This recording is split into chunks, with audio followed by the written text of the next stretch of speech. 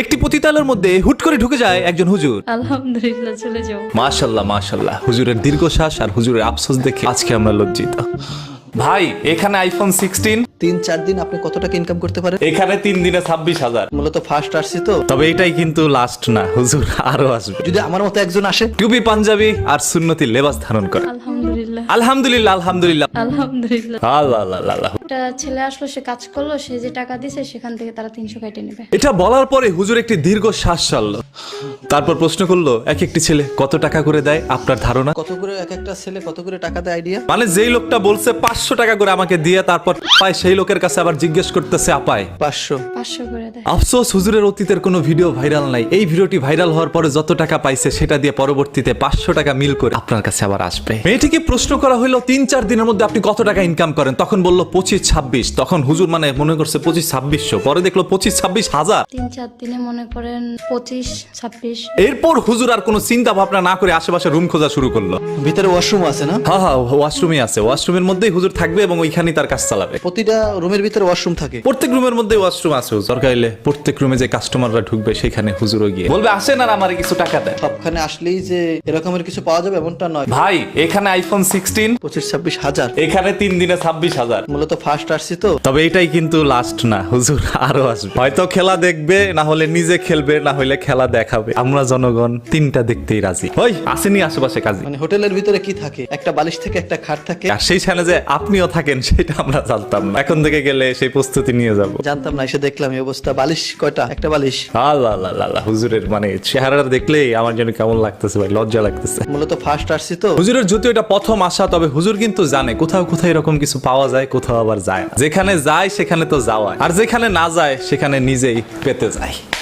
আপনাদের কাছে কখনো এরকম সিচুয়েশন হয়েছিল যে 3-4 জন আসছে একসাথে, তার ফ্যামিলি সহ? হুজুরের প্রশ্নটি আপত্তিকর হইল। হুজুরের সাথে এরকম একটি ঘটনা ঘটে গিয়েছিল, যেখানে বাবা, ছেলে এবং মেয়ের জামাই একসাথে এসে হুজুরকে ওই টাকা দিয়ে হুজুর ক্যামেরা মাইক্রোফোন কিনে তারপর আসছে আপনার ইন্টারভিউ নিতে। এরকম কোন সমস্যার সম্মুখীন কি আপনি হইছেন? আসলে আমাদেরকে দেখে না। যারা ভালো কাজ করে তাদের জন্য রুম আলাদা, তাদের জন্য রুম আলাদা, মাইনা নিলাম। যারা খারাপ কাজ করে তাদের জন্য রুম আলাদা, মাইনা নিলাম। তার মানে আপনার জন্য রুম আলাদা।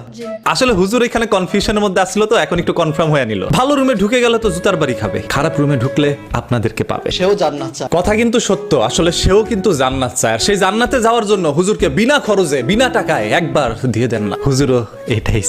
সেও এই কাছ থেকে ফিরে আসতে চায় যদি ভালো একটা মানুষ পাওয়া যায়। আপু নির্ভয় নিঃসন্দেহে আমি আপনাদেরকে একটা কথা বলতে চাই, সব থেকে ভালো মানুষ এই পৃথিবীতে এই হুজুর আছে। হুজুরকে ছাড়া আর কাউকে ভালো পাবেন না, তাড়াতাড়ি ওকে বিয়ে করেন। এরপর হুজুরের সুন্নতে খাতনার দায়িত্ব আমার। তাহলে সেই কাছ থেকে ফিরে আসবে। এই রাস্তা থেকে ফিরে আসেন আর না আসেন, হুজুরের রুমে একটু আইসেন। নিশ্চয়ই ফিরে আসবেন তো? না না না, হুজুর আপনাকে দিনের দাওয়াত দিবে, রাতের না। আচ্ছা, মূলত আপনার কি আরো ভাই বোন আছে? হ্যাঁ, আমার ছোট ভাই আছে। দিলেন তো মনটা ভাঙা বেটার।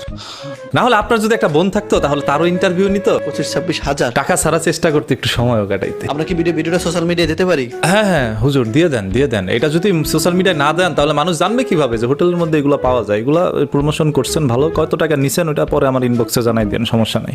আমার মতো কি কারো আরো কেউ ভিডিও নিয়ে সোশ্যাল মিডিয়ায় দিয়েছে? 2 জন আসছে, তবে আপনার মতো এরকম সুন্নতি লেবাস ধারণ করে আসে না। কিন্তু আপনি তো অনুমতি নিয়েছেন, তারা অনুমতি নেয় না। অনুমতি ছাড়া সে আপনার সাথে কিচ্ছু করবে না। তো আমি এত কিছু তাদেরকে বলি নাই। অন্য যারা যারা আসছে তাদের সামনে মেয়েটি মাস্ক পরা অবস্থায় থাকলো, হুজুরের সামনে সবকিছু খুলেই আসছে। আমি মাস্ক পরা ছিলাম তো, তাই ওদের সামনে বেশি কিছু বলি না। আর হুজুর খাইছে এইখানেই ধরা। যদি আমার মতো একজন আসে।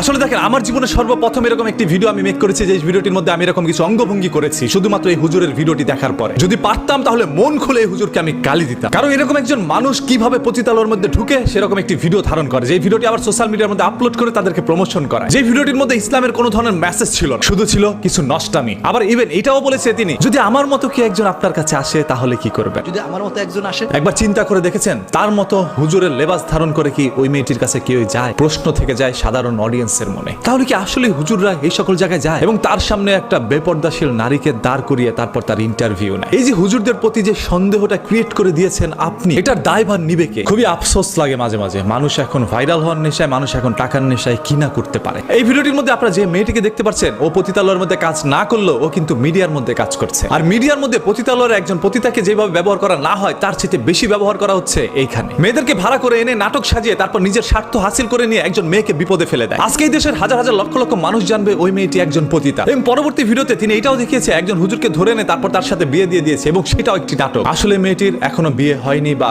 কে তাকে বিয়ে করবে সেটা নিয়ে হাজারো প্রশ্ন থেকে যায়। ওই মেয়েটির বিয়ে হোক বা না হোক, ওই মেয়েটি সমাজের মধ্যে কিভাবে বেঁচে থাকুক সেটা দেখার বিষয় না। হুজুরের ভিডিও ভাইরাল হয়েছে, হুজুর এখন বলবে আলহামদুলিল্লাহ। পরবর্তীতে হুজুর যদি এই ধরনের কোনো ভিডিও বানায়, কথা দিলাম হুজুর আমি হব আপনার নেক্সট কাস্টমার। হুজুর এইভাবে রেডি থাকেন। So be careful. confirm jannati hai, confirm jannati hai।